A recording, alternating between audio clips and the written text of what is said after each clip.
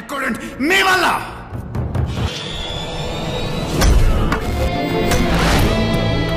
It's a fact and it has to be on record, Madam Speaker. Assalamualaikum sahabat cerita puisi. Kita ulas film Mahes Babu lagi. Judulnya Bharat Ane Nenu yang juga dibintangi Kiara Advani.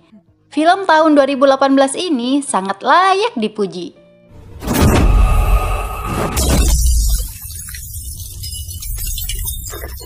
Mimin sapa dulu penonton cerita puisi seperti akun Neni Renawati, Fahru Rozi, Yuyun Triyanti, Henry Effendi, Safari Ari, Balio Sakti, Dita Santi, Ria Risti, Ziggy, Umi, Ahmad Dery Supanti, Reza Palevi, Trihantil Ayundari, dan semuanya yang Mimin cintai.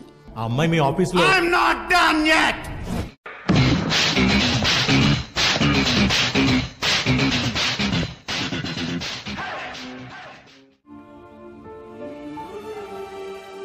Di kota Hyderabad, India, seorang anak bernama Bharat Ram sangat dekat dengan ibunya.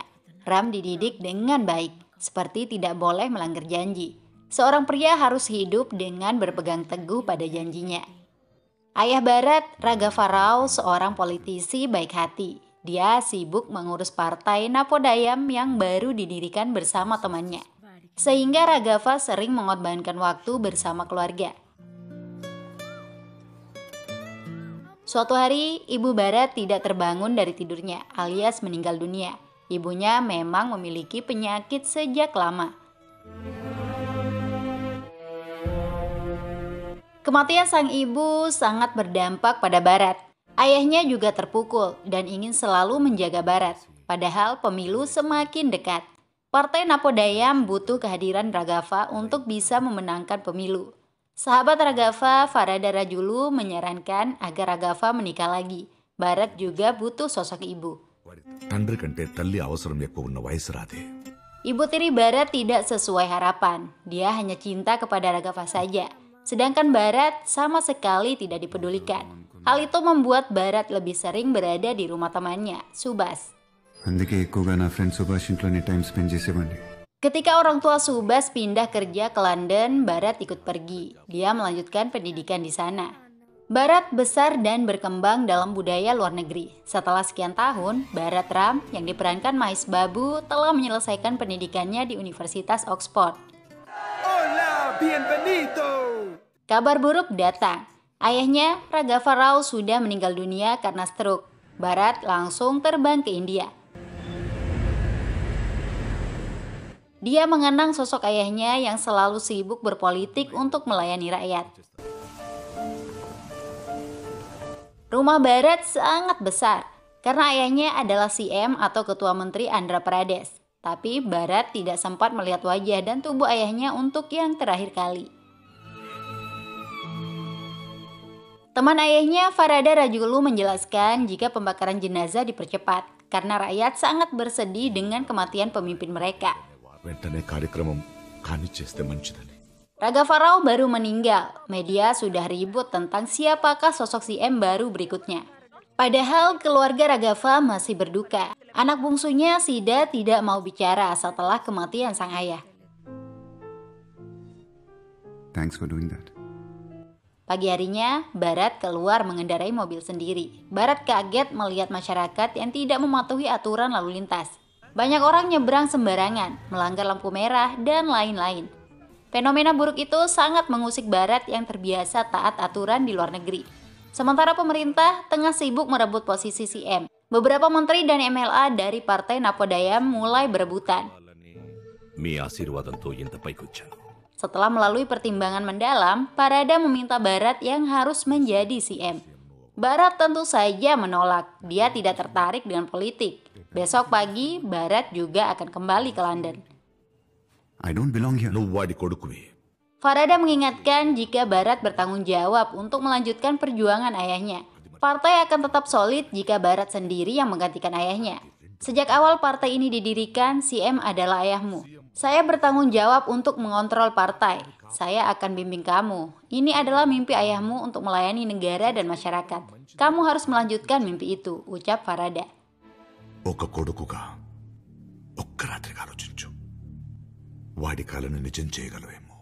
Akhirnya Barat mau menerima jabatan CM. Pelantikan dilangsungkan. Barat disumpah untuk bekerja secara totalitas demi kesejahteraan rakyat.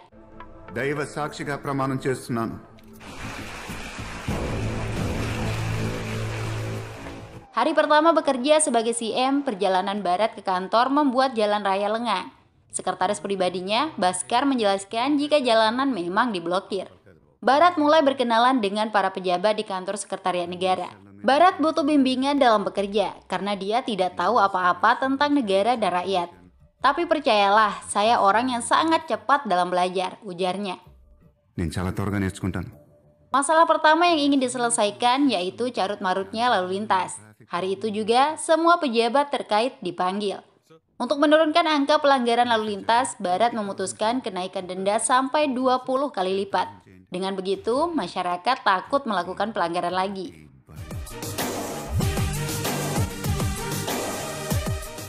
Aturan baru langsung ditegakkan. Masyarakat dibuat kaget dengan nominal denda yang sangat besar. Kebijakan itu banyak diprotes masyarakat, meski ada sebagian orang yang memberikan dukungan. Sepulang kantor, Barat diingatkan oleh Farada agar sebelum mengambil kebijakan didiskusikan dulu dengan dirinya. Barat beralasan kebijakan itu sudah dia pertimbangkan untuk kebaikan bersama. Hari-hari berikutnya, Barat melihat seorang gadis cantik dalam perjalanan ke kantor. Gadis itu bernama Fasumati, diperankan Kiara Advani. Barat selalu mencuri pandang tanpa diketahui oleh Fasumati. Sosok Fasumati adalah mahasiswi bersaja. Dia memiliki beberapa teman yang mengagumi kegantengan si M baru. Fasumati mah nggak peduli tentang itu. Handphone Fasumati berdering. Teman Fasumati, Farsha, yang mengangkat telepon itu. Farsha dibuat jengkel ketika penelpon mengaku sebagai si M Barat. Teman-teman Fasumati mengira itu hanya prank saja. Mana mungkin seorang CM menelpon langsung, padahal itu benar-benar CM Barat. నేను సీఎం భరత్ని. Setelah beberapa kali menelpon, Fasumati mengangkat sendiri panggilan itu. Agar dipercaya, Barat menyarankan Fasumati untuk menelpon nomor sekretariat negara. Setelah dicek, barulah Fasumati dan teman-temannya percaya jika yang menelpon adalah CM Barat. Fasumati diajak ngopi besok pagi agar mereka bisa saling mengenal. Barat datang ke lokasi ketemuan dengan pengawalan ketat. Fasumati baru sampai bersama teman-temannya yang sangat antusias. Ketemuan anak muda ala CM itu terlihat begitu istimewa dan mengesankan. Barat tidak malu-malu memuji sosok Fasumati. Pertemuan perdana itu tidak bisa lama-lama, karena Barat harus menghadiri sidang dewan. Barat bergegas ke gedung sidang parlemen. Pimpinan partai oposisi, Sri Patirao, langsung menyerang kebijakan yang telah dikeluarkan CM Barat. Kebijakan meningkatkan nilai denda pelanggar lalu lintas dianggap sangat membebani rakyat. Pemerintah yang seharusnya melindungi rakyat justru menjadi penghisap darah rakyat. Bagaimana tidak, melanggar lampu merah dendanya Rp10.000 atau sekitar 1,8 juta rupiah. Belum lagi pelanggaran lainnya yang mencapai Rp25.000. Padahal masyarakat terpaksa melanggar karena dikejar waktu untuk bekerja. Pemerintah justru ingin merampok gaji sebulan mereka. Mendengar partai oposisi menyerang kebijakan pemerintah, para wakil rakyat dari partai penguasa tidak tinggal diam. Mereka membela kebijakan Barat. Saut-sautan, saling olok, dan keributan terjadi di ruang sidang. Barat sampai garu-garu kepala menyaksikan dagelan para politisi itu. Thank you, Madam Speaker. Barat memberikan jawaban dengan sangat tegas. Apabila masyarakat tidak ingin terkena denda, maka jangan lagi melakukan pelanggaran. వాళ్ళ జీతంతో వాళ్ళు హ్యాపీగా బతికేచ్చు. ₹1 కట్టాల్సిన పని లేదు. దీన్ని కొట్టొచ్చు. Aturan keras diberlakukan demi menjaga nyawa masyarakat itu sendiri. Karena jika dibiarkan, tidak menutup kemungkinan banyak orang akan meninggal kecelakaan. Barat hanya ingin masyarakat memiliki rasa tanggung jawab. Kehidupan di luar negeri bisa indah karena pemerintah dan masyarakat bertanggung jawab. Tapi di sini masyarakat tidak teratur, berbuat sesukanya tanpa rasa takut. Kondisi ini sangat menyedihkan. Denda akan tetap diberlakukan bagi semua orang, termasuk yang berada di sini, ucap Barat. It's a fact and it has to be on record, Madam Speaker. Barat terus bekerja untuk memajukan negara dan kesejahteraan rakyat. Dia belusukan ke berbagai kantor. Barat menemukan banyak pegawai pemerintah terlambat masuk kerja saat melakukan sidak. Kebijakan penting lainnya yang diambil Barat yaitu transparansi anggaran. Publik bisa melihat secara detail penggunaan uang rakyat. Pemerintah dan kontraktor tidak bisa lagi bermain mata dalam proyek. Barat benar-benar membawa pemerintahan era baru. Kalau di Indonesia dikenal dengan istilah good government. Mutasi pejabat juga dilakukan sesuai kemampuan masing-masing. Tidak ada lagi pejabat titipan seperti yang terjadi selama ini. Ada satu kasus korupsi yang menjadi perhatian serius Barat saat ini. Kasus itu melibatkan orang bernama Manohar, putra pimpinan partai oposisi. Manohar dilaporkan oleh beberapa LSM telah mengambil 800 hektar lahan milik pemerintah. Barat menunjuk Arvin Krishna sebagai Direktur Jenderal Cabang Kejahatan. Arvin ditugaskan menyelidiki kasus Manohar. Apa yang dilakukan Barat tentu saja mengusik ketenangan banyak pihak. Parada menemui Barat yang sedang menjaga adik tirinya di rumah sakit. Barat diingatkan tidak melakukan mutasi, terutama untuk jabatan penting seperti Dirjen Cabang Kejahatan, Sekretaris Keuangan, dan lain-lain. Mengingat hal itu harus dibahas di internal partai terlebih dahulu. Respon Barat cukup mengagetkan Parada. Barat menilai mereka adalah pejabat pemerintah, tidak ada kaitannya dengan partai. Barat akan menjalankan roda pemerintahan dengan caranya sendiri, tidak ada kompromi lagi. Barat memang luar biasa guys. Kebijakannya tidak bisa diintervensi partai. Barat juga tidak melupakan keluarga di tengah kesibukannya. Adik tirinya, Sidat, bisa dibuat bicara lagi setelah kematian sang ayah.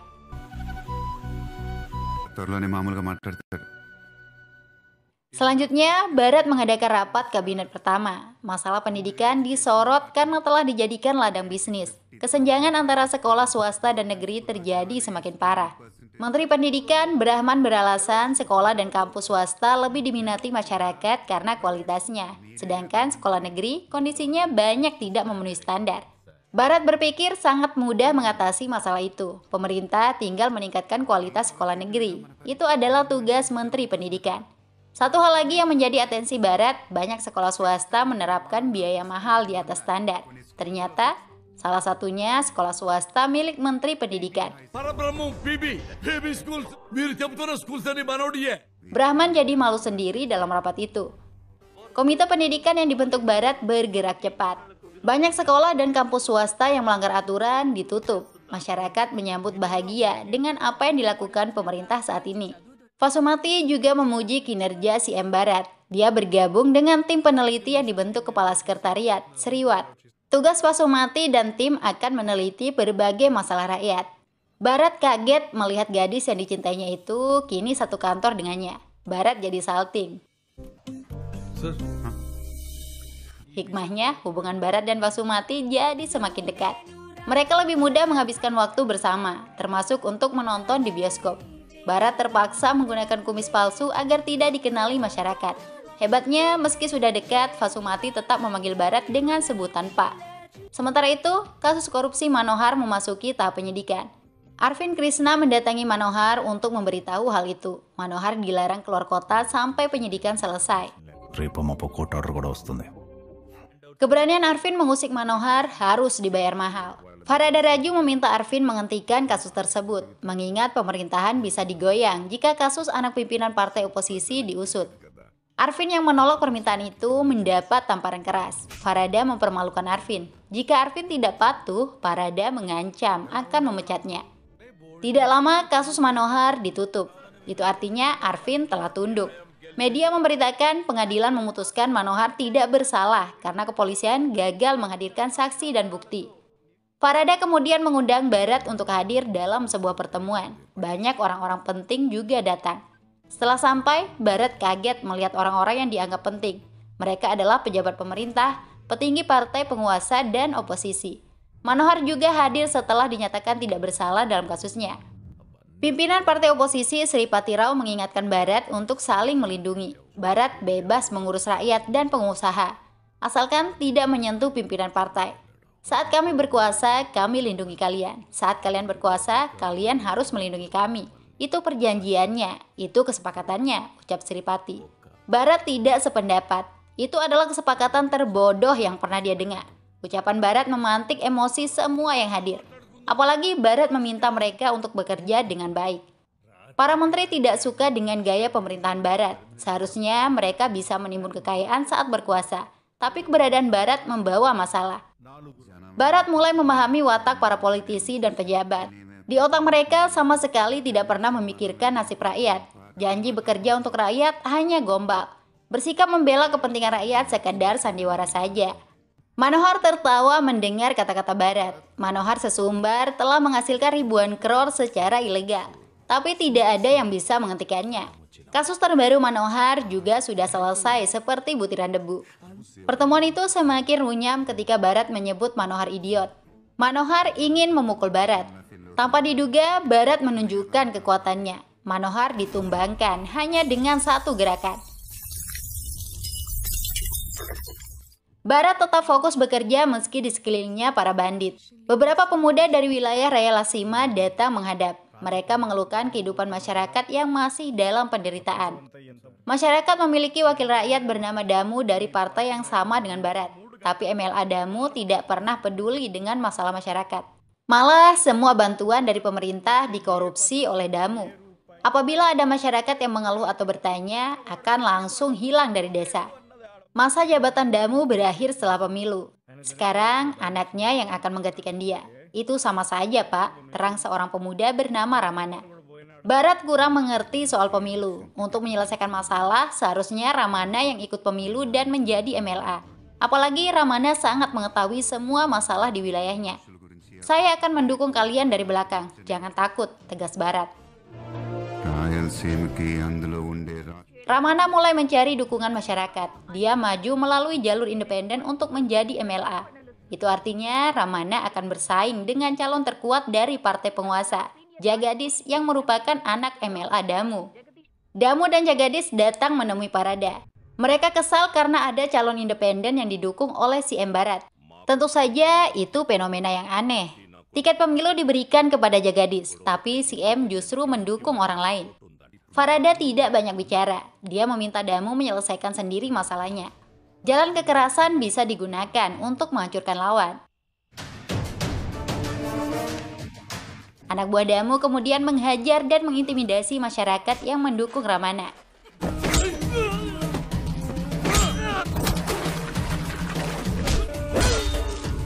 Masyarakat mulai ketakutan. Ramana sendiri tetap akan maju apapun yang terjadi. Barat mengetahui politik kekerasan itu. Nyawa Ramana juga bisa terancam. Barat memerintahkan kepala keamanannya, Muhtar, agar mengirim pasukan menyamar untuk menjaga keselamatan Ramana. Kekhawatiran Barat tidak keliru. Malam itu, anak buah Damu ingin membunuh Ramana yang sedang tidur di rumahnya. Pasukan yang dikirim Barat berhasil melumpuhkan para penyerang tanpa diketahui oleh Ramana.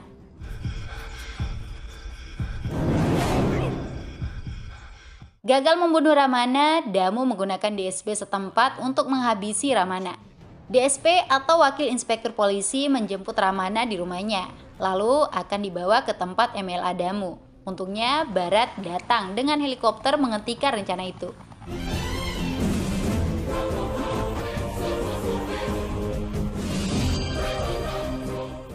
Ramana tidak takut lagi berhadapan dengan Damu, karena di belakangnya ada CM Barat. Saya berjanji akan berdiri di belakang Ramana. Ketika saya sudah berjanji, pasti akan saya tepati bagaimanapun caranya, ucap Barat. Damu tidak lagi menghormati Barat sebagai CM. Damu menilai keberanian Barat karena memiliki pengawal. Hal itu membuat Barat tersinggung. Barat meminta Muhtar dan pasukannya untuk jadi penonton saja selama 10 menit. Pasukan keamanan CM tidak bisa membiarkan Barat bertarung. Itu bisa berbahaya. Jika saya tidak bisa melindungi diri sendiri, bagaimana saya akan bisa melindungi negara, tegas Barat. Pertarungan itu pun terjadi. Sungguh sangat tidak diduga. Barat memiliki kekuatan luar biasa. Barat sangat pandai bertarung dan lihai menghancurkan musuh. Aksi Barat begitu memukau. Preman di hadapannya ternyata hanya butiran debu.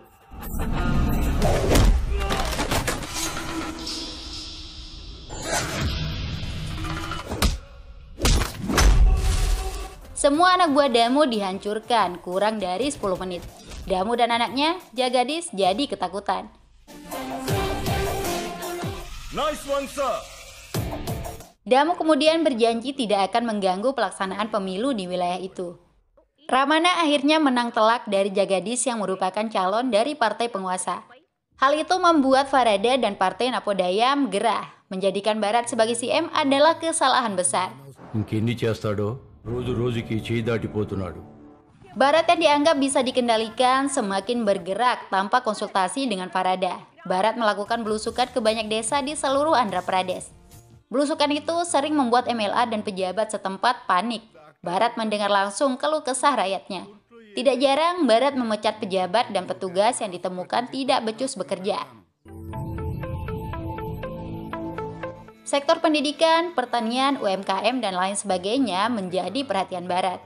Banyak masalah yang bisa diselesaikan dengan cepat, namun tentu saja tidak semuanya.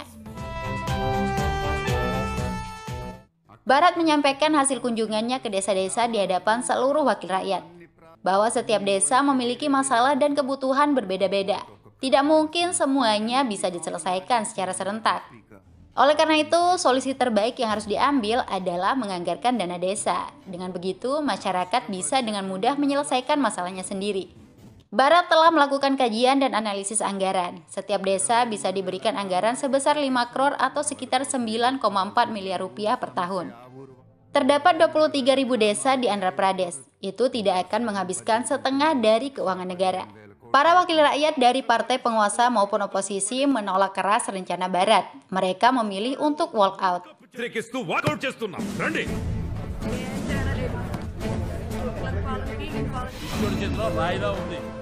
Bharat tidak peduli, dia selaku CM akan tetap merealisasikan dana desa itu. Keputusan CM Bharat mendapat dukungan besar dari masyarakat. Namun, para politisi dan pejabat mulai memikirkan cara untuk menggulingkan Bharat. Farada Rajulu kini mau menjadi CM. Farada mulai mencari kesalahan Bharat.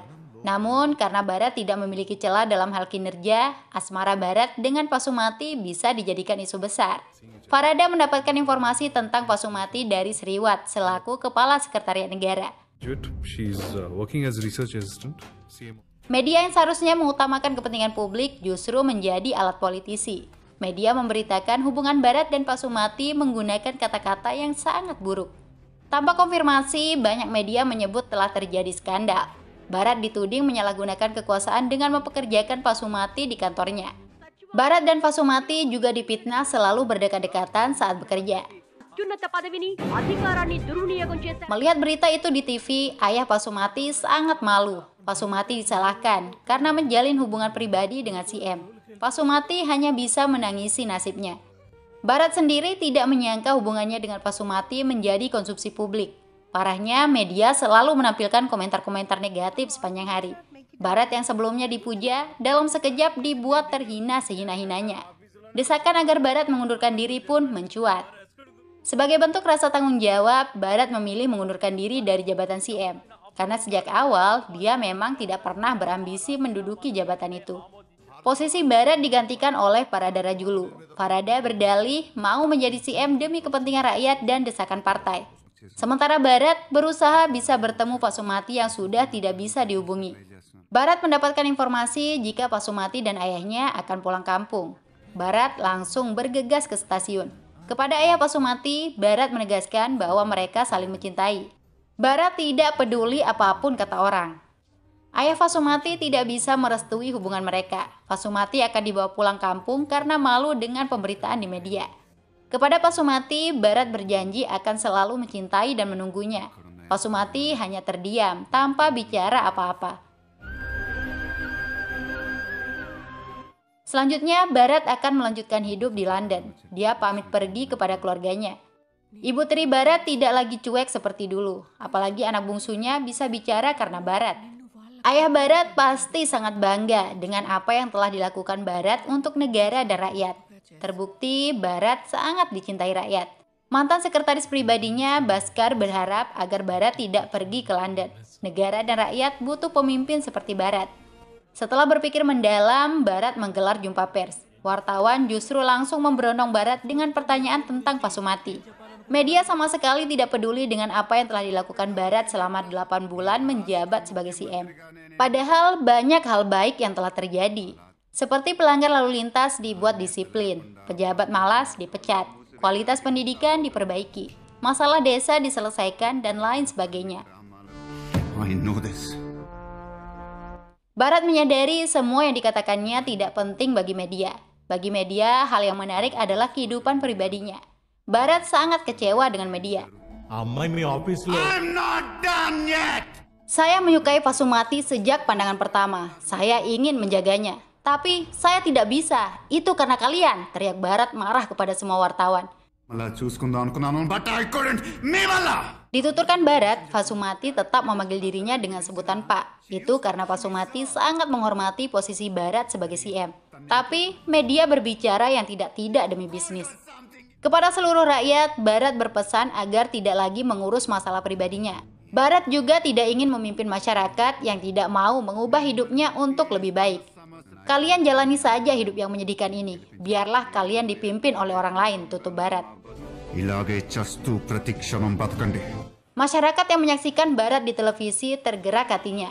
Mereka menginginkan Barat untuk menjadi CM lagi.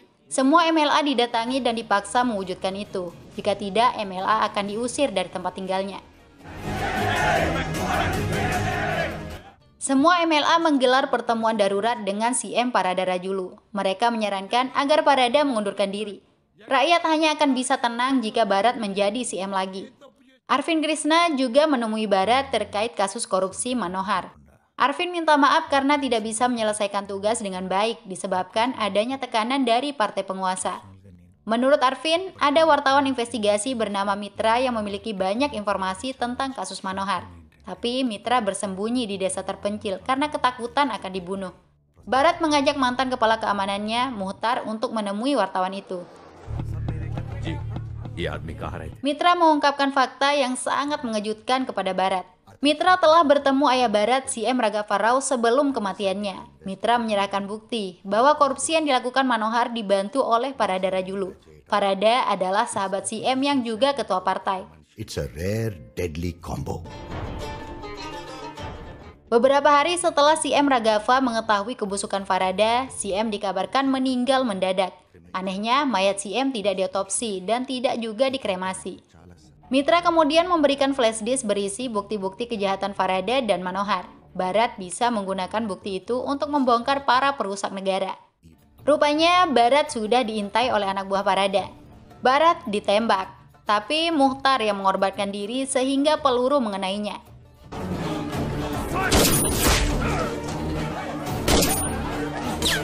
Barat dikejar untuk dibunuh. Ternyata Barat tidak berniat kabur. Dia melawan puluhan preman itu.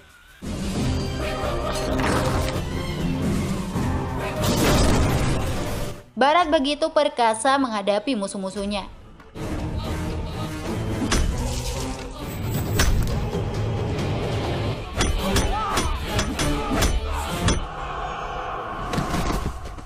Di tempat lain pasti masih banyak yang menunggu saya. Suruh mereka semua datang ke sini saja, ucap Barat kepada salah seorang preman.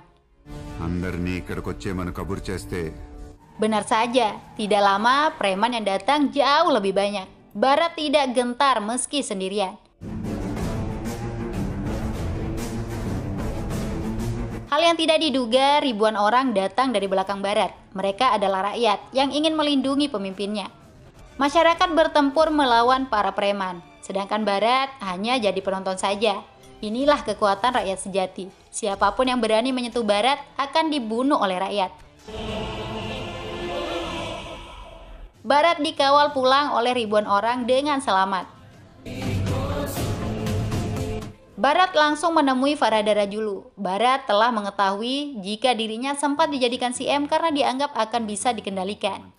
Kini, Barat mempertanyakan persahabatan 45 tahun antara Parada dan ayahnya. Parada tidak memberikan bantahan apapun. Parada juga mengakui jika dirinya terpaksa membunuh Raghav. Pembunuhan dilakukan dengan cara membuat Raghav overdosis. Ayahmu telah mengajukan kasus dan ingin memenjarakan saya, padahal saya sahabatnya, ujar Parada. Barat menilai kesalahan yang telah dilakukan Parada terlalu besar dan tidak termaafkan. Barat akan membongkar kebusukan Parada dengan bukti yang dimilikinya. Parada memohon agar dimaafkan. Parada berjanji akan menjadikan Barat CM lagi, asalkan bukti tidak diungkap ke publik. Saya seperti ayahmu, saya janji akan tinggalkan politik, ucap Parada merengek. Barat tidak peduli. Publik harus melihat kehancuran Parada agar bisa dijadikan pelajaran berharga. Parada jadi frustasi dan memilih bunuh diri. Jabatan CM kembali diduduki oleh Barat. Tidak butuh waktu lama, semua politisi dan pejabat korup ditangkap. Tidak terkecuali Manohar. Bayanggani. Lalu bagaimana dengan kisah cinta Barat dengan Pasumati? Janji kepada rakyat saja selalu ditepati. Apalagi janji Barat kepada kekasih hati.